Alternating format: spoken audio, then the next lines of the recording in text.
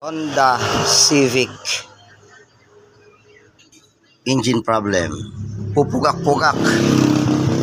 So check natin muna itong fuel filter.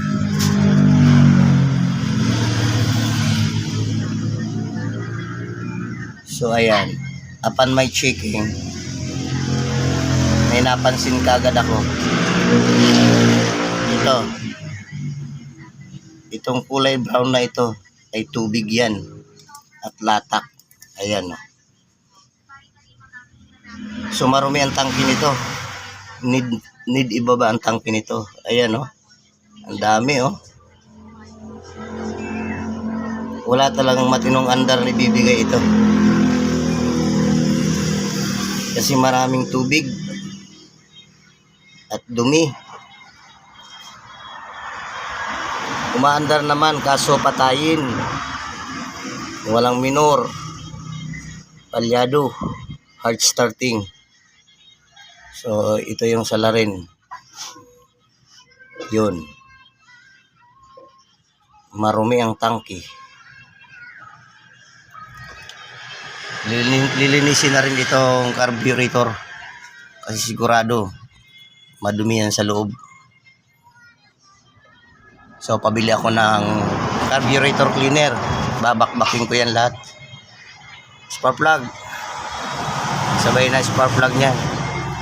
Tsaka change oil na rin. Para isahang gawa. Isahang gastos. Sama na itong mga tire end. Kabilaan. Itong rack end, okay pa ito. Wala pang palag. Yung tie rod end lang. Makapal pa naman yung brake pads. Di naman stick. So okay pa lang. Okay pa yan. Mabubutas ang bulsa ng may-ari pag pinapalitan ko pa yan. So general check up na ito. Yung radiator. So para okay naman. Di naman barado. Kulang lang ng tubig at coolant. Palalagyan ng pwesto ng coolant. Yung fan belt. Walang fan belt ang alternate aircon compressor.